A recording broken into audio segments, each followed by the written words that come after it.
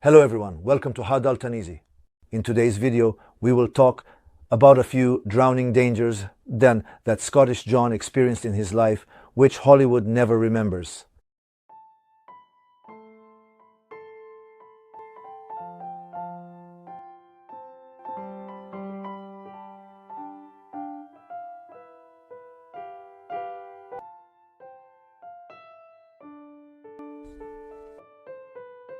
He was born on May 29, 1872 in Scotland. John. He grew up in Scotland, and at the age of 14, he encountered the truth that Jesus Christ is Lord and Savior. And after that, he dedicated his life to Jesus Christ. He continued to learn from him and grow with him. By the time John was 17, he was an eager and enthusiastic young man, striving to share the gospel everywhere. His heart was burning with the fire of God. He was speaking about Jesus everywhere. When he worked at the mill, after leaving the mill, he would stand on the streets and corners of the city he was in Scotland, after work, proclaiming that Jesus Christ is Lord, and he was telling everyone that he is the Savior. And in fact, he was later noticed by a well-known pastor, a preacher, and began to receive training from him. The church they started with 25 people in 1896 quickly transformed into a church with 500 members. God was blessing John Harper's ministry, and John Harper made a good marriage. And he had a very beautiful daughter named Nana. Actually, what I want to tell you about are a few interesting drowning experiences in John's life. When John was 2 years old, he fell into a well but was saved by his mother just as he was about to die. John did not drown that day. At the age of 26, John was caught in a reverse current while at sea, and he survived with great difficulty just as he was about to drown.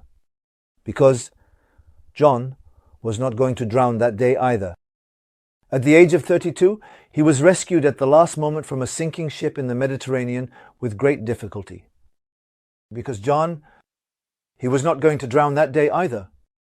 God was going to use these experiences for his future life. Later, in his ministry, John did not decline an invitation for a seminar, a series of sermons from a church in Chicago, together with his daughter, on April 14th. In 1912, he boarded a large ship and set off towards there. He had embarked. In fact, that ship was a very large ship. It was a ship that would never sink. In fact, they had said about that ship that not even God could sink it. Yes, you guessed it right. The name of that ship was Titanic. When that difficult hour came, when the clock struck 11:40, when the Titanic hit that iceberg, who knows? John Noe was perhaps thinking about the sermons he would give in Chicago. But at that moment, when the tremor occurred, and everyone was wondering what was happening, what was John thinking? Meanwhile, news that the ship would indeed slowly sink began to spread among the passengers. When it was confirmed that the ship would sink, John took his daughter and went to the lifeboats. As you know from the story, there weren't enough lifeboats that day, and the wealthiest, most well-known people were being boarded onto them. John put his 6-year-old daughter onto the lifeboats. Of course, as a well-known and prestigious preacher, it would have been very easy for him to board those lifeboats himself.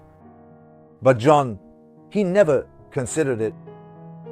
He looked into the eyes of his sweet 6-year-old daughter, Nana. He kissed her and said, "Don't worry, we will meet again." And then, from where he was, lowering the lifeboat into the sea, watched. As the back of the ship began to rise, John Harper was still on board, preaching with all his might. And he was shouting, "Women, men, children, and those who are unsaved to the lifeboats." What did John mean by those who are unsaved? At that time, everyone knew that to be saved meant to surrender your life to Jesus Christ. And to be unsaved meant not surrendering your life to Jesus Christ. So John was shouting, that's why women, men, children, and those who are unsaved to the lifeboats. Just a few minutes later, a loud noise was heard. Everyone thought there was an explosion, but the ship to break in two began to break in half. And with this happening, within a few minutes, many people on the ship were submerged in the dark waters, and John Harper was among them.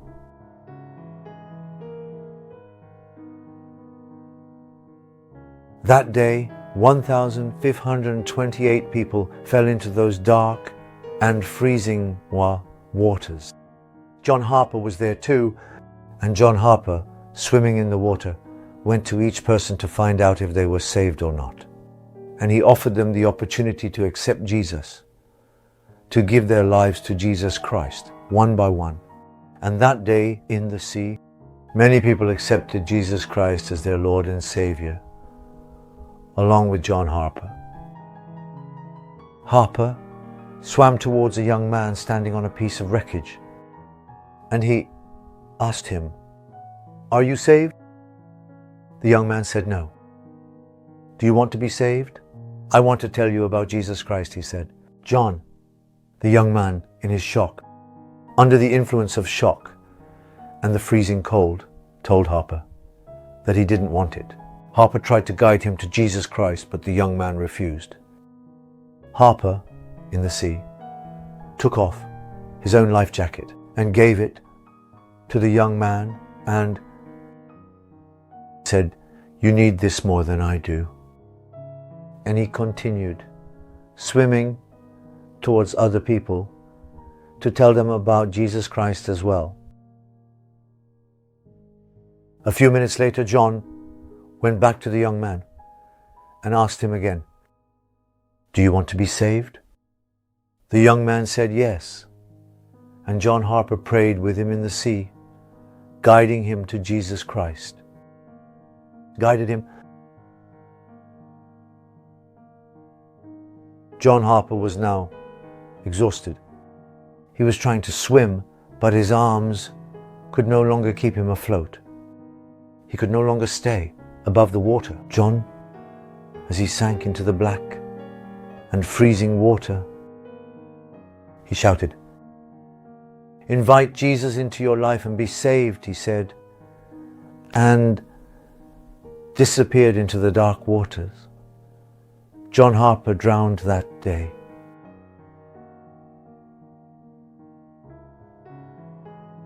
Of the 1,528 people who fell into the sea that day, only 6 were rescued.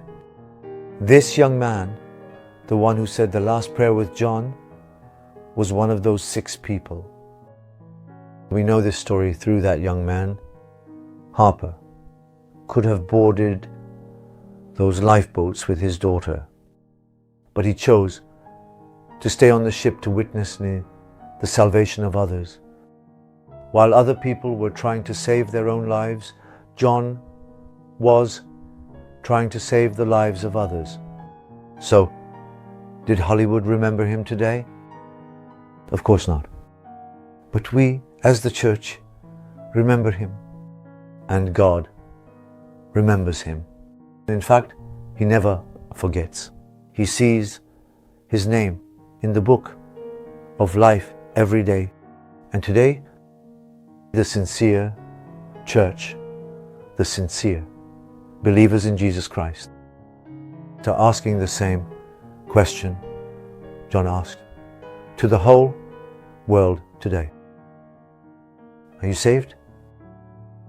Take Jesus into your life and be saved. So then, let me ask you today as well. Are you saved?